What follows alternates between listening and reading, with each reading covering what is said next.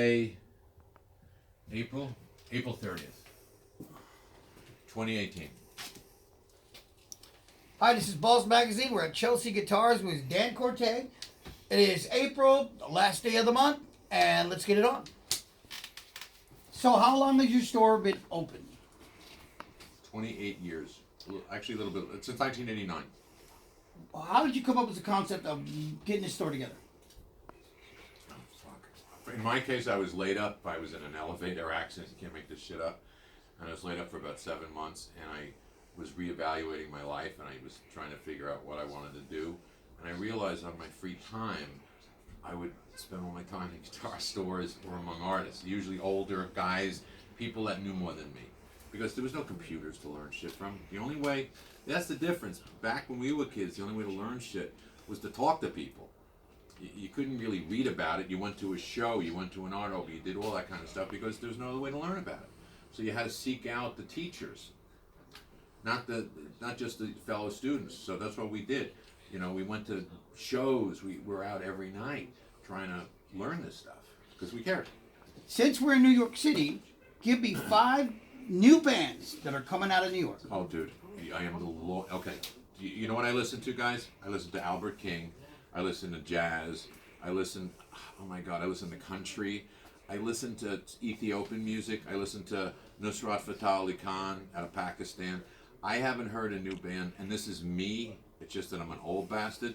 I haven't heard a new band that was, for me, I'm sorry. I'm the last guy. You ask the kids that work here, man, they'll tell you in a minute.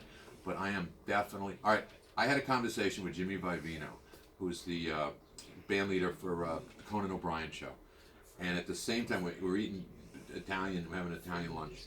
And I go, I stopped listening to rock and roll, and I said 72, he said 74 at the exact same time. For me, after Dwayne died and the Allman Brothers, that was it.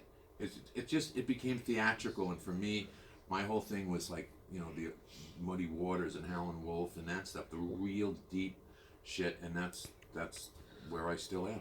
Were you ever in a band? Yes. What was your band called? Oh my God, the first band I was in was called Gandalf. I kid you not. This is before Lord of the Rings. And then I ended up excuse my language, I ended up messing it up. I was a singer in the band. And they said, and I said, we got to call it like a blues band. You know, something that named blues, because we were always pushing blues. And then they decided the Gandalf Blues Band. I don't remember what we called it after that. I think I refused to actually sing in the band if we were going to call it the freaking. And we had an accordion player in the band, which was pretty hip, because we did Zydeco and shit. Like, this kid was a real nerdy guy, but he was a really good player. But we had kind of a cool little band for a while. You know, we used to play in Queens, Battle of the Bands, and clubs and that kind of stuff. Sometimes we got lucky and we did like paying gigs, you know, like when someone was getting an engagement party, that kind of stuff. So, you know, we all had bands at that time, though. I know you got tons of stories of celebrities that come in here, but can you give us one? Oh, shit. That have walked, you know who just walked in today? A guy named, hey Dean, what's he called again? I don't remember. Yeah, fuck, I'm so bad. You know the movie, hang on a second. Ted Levine. What's that? Ted Levine. Ted Levine is the creepy guy from Silence of the Lambs who is killing people, and they hire Anthony Hopkins to find him. Yeah. That's the creepy guy. He plays detectives and shit. Really nice guy. He's got a very distinctive voice. He was just in here. But we get a lot of actors and stuff that come in here. A lot of famous people come in. And I'm not being helpful. I've had the guys from Kiss. I've had everybody come in here at one time. That's truly. Who's been in here recently, Dean? That you can think of.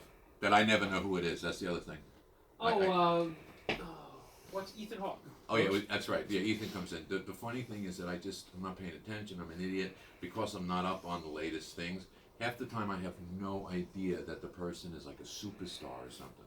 Like the guy from Broadway who was doing Spider-Man was in here all the time, but he has a mask on. But I'm just not up on the musicians. Guys my age or guys that back Dylan, I know all those guys, or soul bands. I'm hip to that. But the latest stuff for heavy metal, I just don't know anymore. One more story, and we got to cut it loose. How do you feel about the safety in New York right now? Safety? Yes. I think it's great. I'll tell you the truth. I feel safer on Manhattan Island than I do anywhere in the world. That's the truth. Because there's so many people now. You go out at 4 in the morning, there's 1 million people out. It's never been this crowded. It's never been this crowded with visitors or people who live here. Remember, most New Yorkers now can't afford their freaking apartments. They're living with 3 other people they don't know. They're on the street. The sad thing to me is I don't want to hang out in the damn Starbucks. And little cool places in Manhattan that you can afford are hard to find. You end up sitting out in front of my store or in a park. That's what I do. That's what most of my friends do. Because you go into a place to go into a diner, it's going to cost you $10 to have coffee and and a buttered roll. It's nuts. So, yes, I do think it's very safe. Truthfully, All you right, know, man. how do you feel?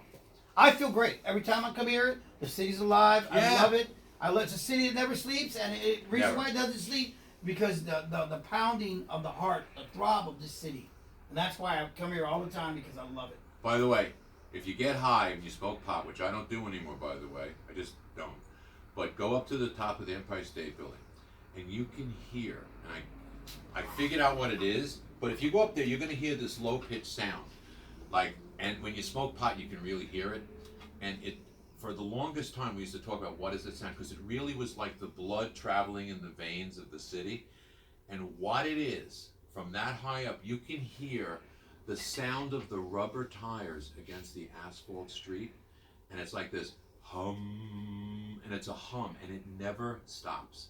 It's the cool. Now that I told you this, if you ever go up to the Empire State Building and think for a moment, you'll hear that sound, and it's the sound of the blood running through the veins of the city. It's awesome. I mean, it really is. This city has great power.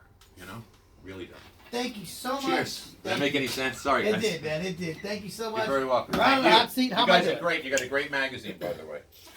All right, this is Just Hank saying. Balls from Balls Magazine. This is one of our first, but not one of our last videos that you'll see on our new website. Thank you very much. Until then, remember, put a helmet on it. I'm out of here.